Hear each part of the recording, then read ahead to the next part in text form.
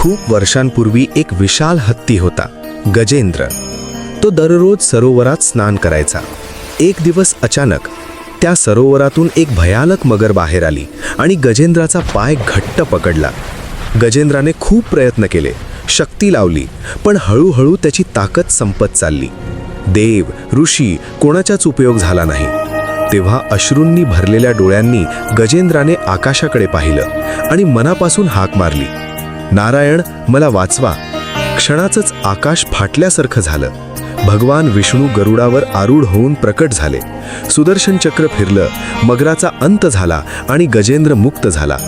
भगवान म्हणाले, जो शेवटच्या क्षणीही पूर्ण श्रद्धेने मला स्मरतो त्याचा मी नक्की उद्धार करतो. हीच आहे गजेंद्र मोक्षाची कथा.